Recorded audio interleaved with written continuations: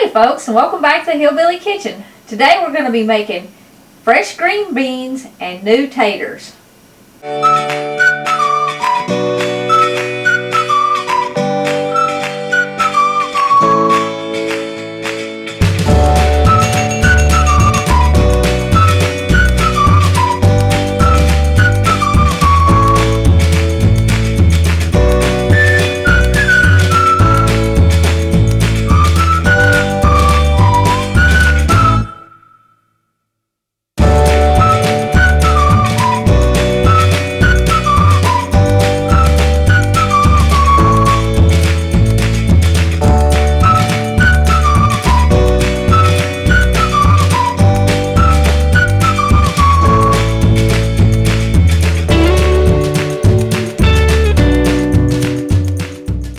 Well, this is one of my absolute favorite foods, and I look forward to it all year. Now, whenever you're cooking fresh vegetables, you always want to make sure you wash them really good before you start. If you have to strain your green beans, you start with the bottom end of the bean, where the little point is, and you bend it forward and pull the string down to the top end where it was attached to the plant. And then just turn it the other way and pull it down the other side of the bean.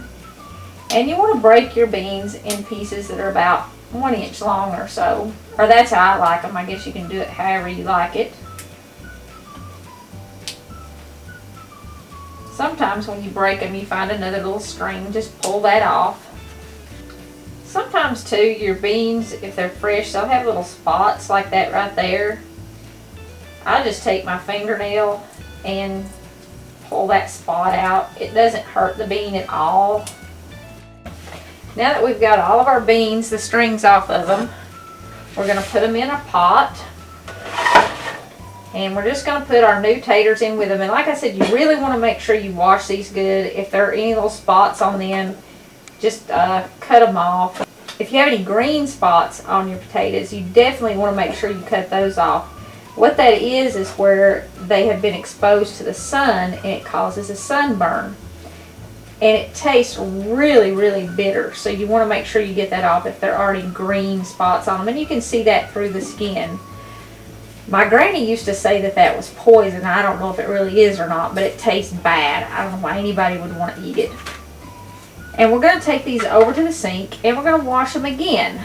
Because like I said, you want to make sure you get them really clean. You're getting ready to boil these potatoes and green beans together, and if there's still dirt left on the potatoes or on the green beans, because they were growing outside, I picked them out of the garden, it'll taste dirty.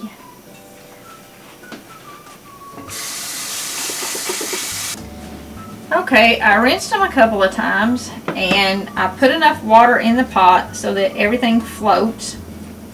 And it is going to take a little while to cook these, probably close to an hour. So I'm going to add some salt and some pepper to them. There's no need to really get carried away because you're going to serve them with salt and pepper.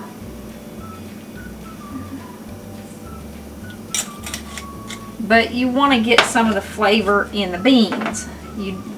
I mean, if you don't cook them with any salt in them, they really lack a lot of flavor. And I'm also going to add a little butter to them. Not a lot again, but I want some in there to add flavor as they're cooking. And I'm going to serve them with butter too.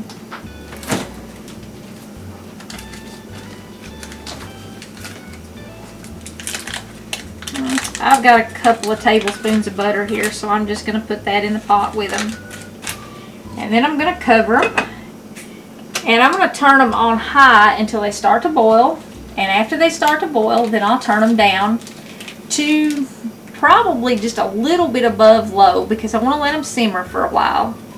And when they get close to done, I'm going to take the lid off so that most of the water that's in here evaporates. Because water has absolutely no flavor in your food, and I want all that flavor from where the green beans and potatoes have cooked to be on the green beans and potatoes. So we'll come back when they're close to done and I'm ready to take the lid off and I'll show you what they look like. Okay, I had these covered and I cooked them for about 25 minutes or so on medium low, and they are starting to get tender.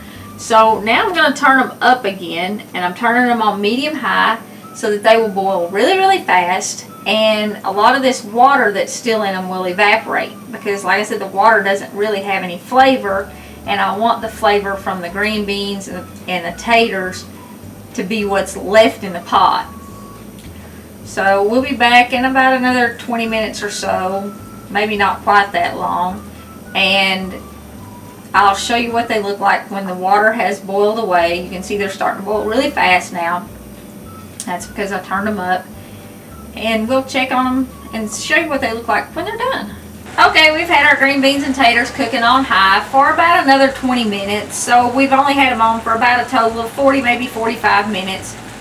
And you can see that my green beans are tender. Some of them are starting to fall apart. That's what you're looking for. And I do still have a little bit of liquid in here, but not very much. That's okay.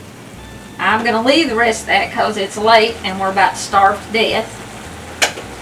So I'm just going to cut the heat off and we'll take these and serve them. Okay, these things literally will go with any kind of meat. Personally, I could make a meal out of just new taters and green beans.